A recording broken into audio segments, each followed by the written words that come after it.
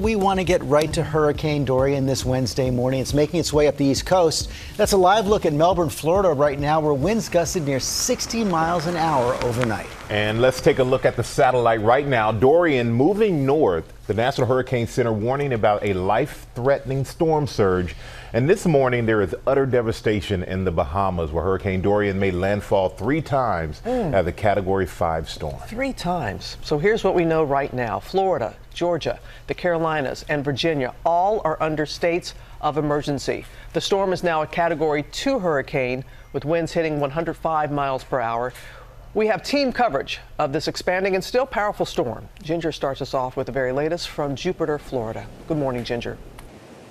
Robin, here in Jupiter, we've got the offshore winds. We've actually regained a considerable amount of beach because of it, but we are not talking about the same thing up the coast here. Near 70-mile-per-hour gusts overnight. That storm going to hug right into South Carolina and North Carolina next, the Georgia coast too. So let me go ahead and take you through the timing and the track. It's really tonight through Thursday that South Carolina is going to feel the bulk of this, also Savannah. But look at Wilmington into the Cape. They could even see a landfall by Thursday night into Friday morning into the Outer Banks. Watch as that eye gets far too close. Savannah has a gust tomorrow morning at 92 miles per hour. I know a lot of you may have family or friends right along the coast here. I think this is where it gets a little too close for comfort. Myrtle Beach to Wilmington, feeling it by Thursday night. Friday morning, we're talking about 75-mile-per-hour gusts from Topsail to Wilmington, and they're out into the Outer Banks. So again, it's Thursday into Friday that the main concern is. And surge is one big issue. 5 to 8 feet is possible. That includes Myrtle Beach, which is where we're going to be headed next. You also want to watch out for the rainfall, which I'll be talking about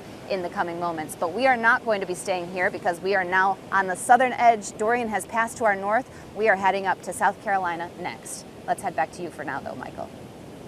All right, travel safe, Ginger. Thank you so much.